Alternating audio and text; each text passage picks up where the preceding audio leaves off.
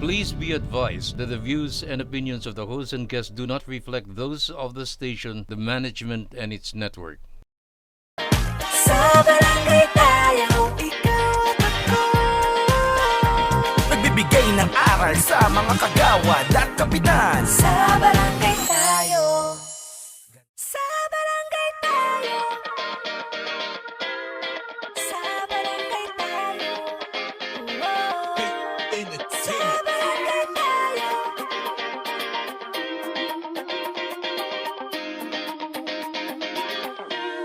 Sa barangay tayo, ikaw at ako. Sa barangay tayo. Oh. Sa barangay tayo, ikaw at ako. Nagbibigay ng aral sa mga kagawad at kapitan. Sa barangay tayo. Ganda ng barangay at nagtutulungan. May pagkakaisa. May pagkakaisa. Tungo sa kaayusan ay mas nararamdaman ang pagmamahalan. Ang ating barangay laging maayos. Kung merong disiplina ang mamamayan, may respeto at paggalang, yan ang kailangan. Yo, tayo ang magtutulungan at magdadamayan. Sa barangay tayo, ikaw at ako. Sa barangay tayo. Oh. Sa barangay tayo, ikaw at ako.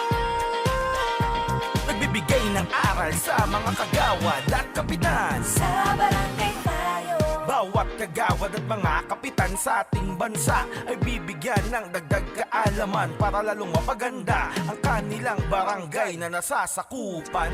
Lamang ang may karunungan hanggang kapitan mula sa tanod kung may alam Ang mas ating lalong ayos. barangay laging maayos. Kung merong disiplina ang mamamayan, may respeto at paggalang, yan ang kailangan. Yo, tayo ang magtutulungan at magdadamayan. Sa barangay tayo, ikaw at ako.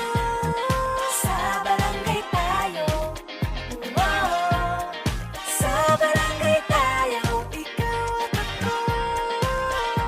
Nagbibigay ng aral sa mga kagawad at kapitan. Sa barangay tayo, ikaw at ako. Sa barangay tayo. Oh. Sa barangay tayo, ikaw at ako. Nagbibigay ng aral sa mga kagawad at kapitan. Sa barangay tayo.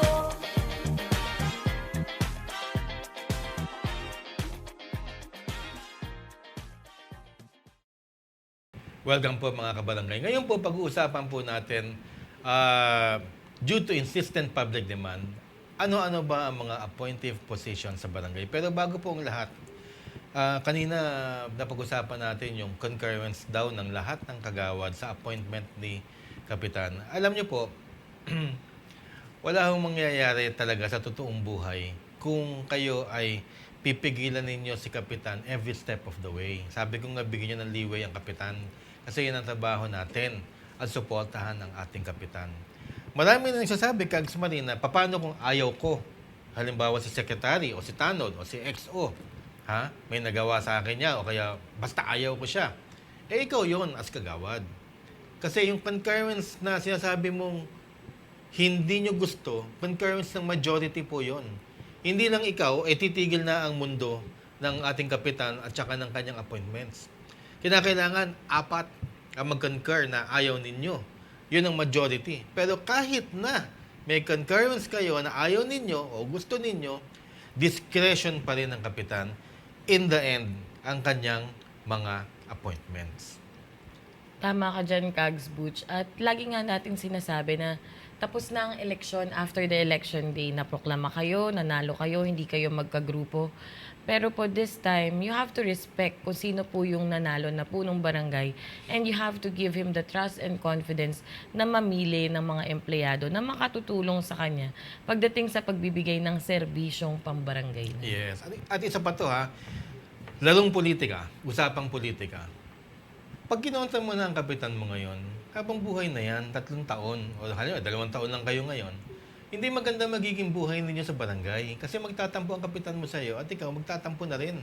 Hindi yan importante. Ang importante, maayos yung pinili ni kapitan, hayaan mo.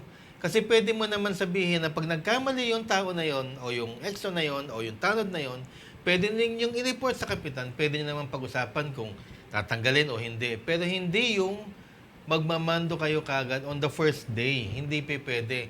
Pwede nyo pag-usapan yan sa session, mas maganda. Pero hindi talaga maganda sa kalooban ng kapitan at sa kalooban ng mga kagawad na ngayon pa lang, meron na kayong push and pull, meron na kayong friction. Kumbaga, pangit na panimula. Bagong barangay pa naman ngayon. Kaya maganda, bagong panimula. Kags, meron tanong din no?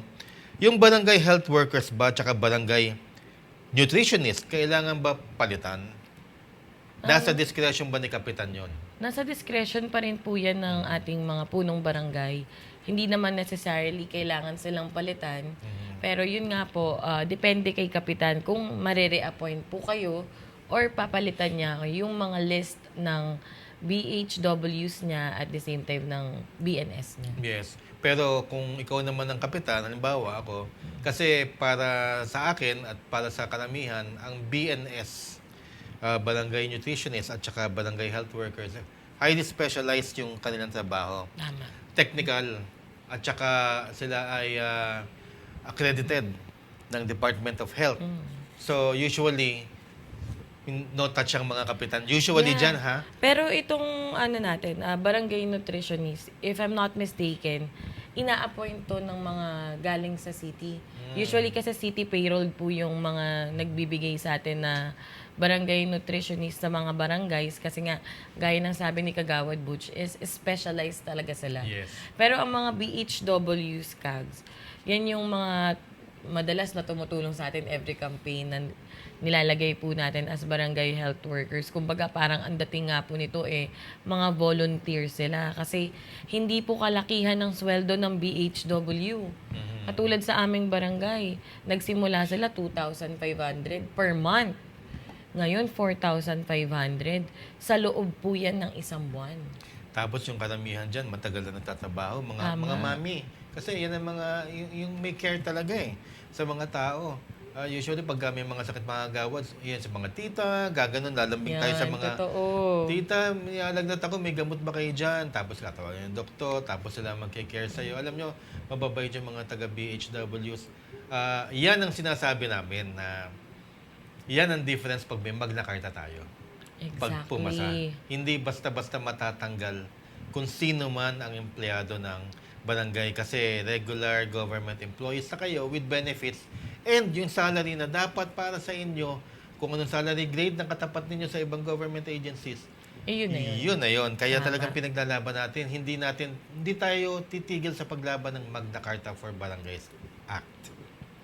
Tama ka dyan, Kags Butch. Kaya naman pag-usapan naman natin, Kags Butch, yung ating mga barangay secretary, kung ano yung mga duties and qualifications nila. Gaya ng sinabi mo kanina sa first segment, dapat po legal age, qualified voter, actual resident of the barangay, plus of known probity and of good moral standing in the community. Okay. Alam nyo ito, lahat yan naman ng qualifications ng lahat Treasurer, Secretary, Lupon, EXO and Tanods, BNS, BHWs, Katarungang Pambarangay, Lupon. At saka yung kung ano man ang composition ng SKs, di ba? At higit sa lahat, kung sa tingin ninyo kinakailangan nyo pa magdagdag, halimbawa ng mga maintenance, driver, na kinakailangan sa barangay ninyo, of course, nasa kapitan nyo yan, magdagdag ho kayo. Pero, ang importante, almost the same. Ang kinakailangan lang dito of good known probity, ibig sabihin maganda ang reputasyon. Wala siyang kagsmali, scandal. Hindi, joke lang. Pero tama yun. Wala siyang mga ganon, walang tinatagong sikreto, hindi siya ng Google Pay, hindi siya masamang tao sa inyong komunidad. Tsaka talaga yung dapat masipag, Kags Butch. Yan yung isa sa hanapin ninyo dahil sobrang dami po ng trabaho ng barangay secretary. Correct. And of good, tumatasig laway ko, sorry. Of good moral standing sa community or of good moral character. Di ba pagtatakbo tayo ng sa HOA, halimbawa, o sa federasyon, ano ang bang qualifications? O di ba member ka, nagbabayad ka ng dues, association dues, at saka of good moral standing. Ano ba yung of good moral standing? Okay, tatakbo ko, pero ang negosyo ko naman beer house. At nagpapasayaw ako ng mga nakahubad na mga babae sa of good moral standing ka ba? Hindi ka nagbabayad ng association dues. Siga ka sa kanto. Of course, yun ang mga, we must always take that into consideration. Bakit? Kasi kapitan, yan, mga tao na yan ang unang harap sa barangay. At diyan ka makikilala sa mga taong i-appoint mo. Ngayon, kung hindi sila mabait, hindi sila nagpo-opo, hindi sila magagalang, at sila pa ay parang akala mo hari kumilos, nagre-reflect yan sa inyo, kagawad at kapitan. Kahit na anong bait din sa tao, kung ang tao ninyo hindi ganun humarap, kayo ang masasaktan. At maraming nga natatalo sa eleksyon dahil sa kanilang tao. Usually, ganun talaga ang nangyayari. Hindi yung kandidato or yung politiko ang may problema. Kadalasan po yung mga taong nasa paligid nila. Okay, so pahapyawan natin. Alam na natin ang barangay treasurer. Ingat yaman. Ingat diba? yaman. Alam naman natin ang secretary. Di ba? Ang Tagalog yun ay kalihim. Ibig sabihin, secret, corny. So, Pero natawa ako doon oo.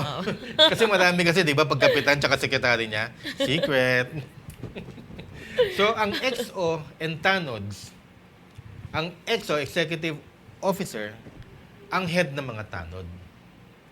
At yung mga tanod naman, ang security force, nagme-maintain ng peace and order ng barangay. May mga tanod ba kayo na napakatagal na, Tags Marie? Oo, marami. Yung iba nga senior na Oo. Pero alam mo, yung passion kasi siguro talaga Kags Butch pagka nandyan na at alam na nila yung mga ginagawa talaga nila every time. Hindi na rin talaga madaling tanggalin sa barangay. Correct. Whether sumuporta sila or hindi, parang yung mga punong barangay naman, may puso naman kahit pa paano na hindi para pakialaman na sila dyan dahil lalo na kung nakakatulong na sila at the same time nakasanayan ng lapitan ng ating mga kabarangay. Kagaya nga sinabi mo, meron kayo, senior na, no? May nagtatanong na, pwede ba ang senior citizen magtanod? Opo, wala hong restriction. Wala naman po. Wala pa naman tayong Magna Carta So wala pang restriction. Hindi pa tayo under civil service rules. Kaya kahit na 65 to 70, hanggat kaya nyo at may passion nga kayo na magsilbi, pwede ho kayong magtrabaho sa barangay. Itong mga lupon, Kags Marie, ano sa tingin mo? Ako, ang tingin ko kasi sa lupon, medyo mataas yan Kasi yan ang parang mga justice ng barangay. Yan ang hustisya. Although mediation lang naman ang kanilang trabaho, hindi ko nilalang ang ibig ko lang sabihin wala silang power to judge. Hindi sila pwedeng kumampi sa dalawang panig.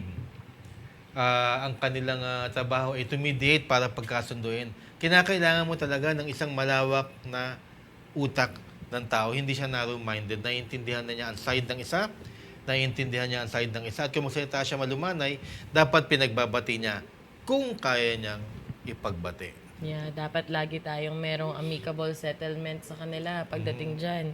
At itong mga lupon na to, Kags, ito po is appointed rin po ulit ng ating mga punong barangay. Hindi po yan araw-araw pumapasok sa barangay May duty yan po sila. Kumbaga may shifting sila. Not unless kung hindi kaya ng pondo ng barangay, baka yun na pumapasok yung mag-i-schedule na lang sila kung kailan sila magbibigay ng oras dun sa mga nangangailangan na tugunan ng mga complaints ng ating mga kabarangay. Hindi rin ganun kalakihan ang kanilang honoraria. Again, yes, hindi rin po. Talagang minsan talaga wala pa atang 5,000. Yes. Diba? Kasi sa amin, 10 sila dahil 85,000 nga yung population namin. Nagsi-shifting nga sila Hindi araw-araw. Hindi Pero may talaga. iba doon kasi nga medyo may edad na at ang kanilang energy Kinagigiliwan. kinagigiliwan nila Yes. na pumunta ng barangay para magsilbi. Naandun sila araw-araw kahit na maliit ang kanilang honoraria. Honoraria.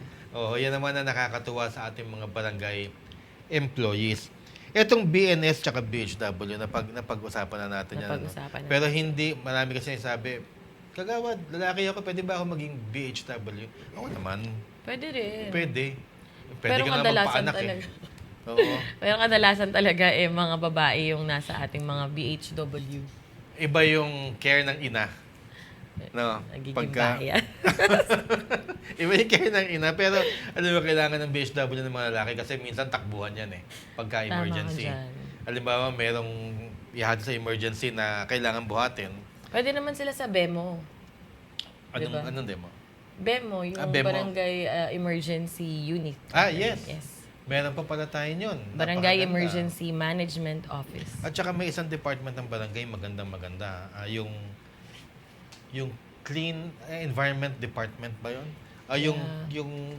Yung Clean and Sanitation Department. Yung CBS naglilinis. na lang. CBS. Yeah, para mas madali. Oo. CBS. Sila ang naglilinis ng ating mga barangay. Grass cutting, makikita mo may nagwawali. Sa barangay namin, ang tawag po namin dyan ay mga infra boys. Hello sa inyo. inyo. Hello sa inyo. Barangay San Valley nga pala. Hello sa inyo. Dito sa SK composition, okay, halimbawa, Kags Marie, sa iyong experience, kayo ba nagse-set mismo ng inyong kung kailan kayo magse-session, kailan kayo pupunta ng barangay? Kung ako SK Kagawad, no, palagi ba akong nasa barangay? Unlike yung Kagawad kasi sa barangay, almost everyday na andun eh. Hindi naman Kagawad Butch. Pero technically, dapat tayo po ay nagkakaroon at nagko-convene ng 2 sessions per month. Mhm. At saka marami po kasing nabago from our term ng SK sa mga SK ngayon, lalo na nung 2018 since na-reform po siya. Pero sa pagkakaalam ko po, pareho lang din naman po ang nagiging batayan ng composition at the same time trabaho ni barangay counterpart sa SK para naman po sa mga kabataan. Pag-usapan natin ng budget ng SK. Sa amin, halimbawa, kung 100 million ang aming IRA, which is, tama po ako either 100 or 110 million, more than. Pero 100 million na lang natin kasi mahina ako sa math. 10% 100 na lang. yun. 100 para 100, Oo, 100. 100 million. 10% yun, which is 10 million, Yeah, pero mapupunta sa SK. yes, lilinawin lang din po natin na yung budget po na 100 million, it's not only coming from the IRA. May mga RPTs, barangay shares tayo na na-accumulate para mabuo po yung buong pondo ng barangay po natin. Na binabudget yan every year or taon-taon ng ating sangguniang barangay. Pag yan po ay 100 million, automatic 10% from that fund will go directly to the SK funds. 10 million ang budget ng SK Ng chairman. SK. Okay. So, kung tutuusin, ang SK chairman may budget, ang mga Kagawad wala. Ito pag-uusapan natin to bago tayo mag-closing ang first Kagawad ba, Kags Marie, kinakailangan sa kanya ang APRO committee? Naka-reserve na ba sa kanya yon? No.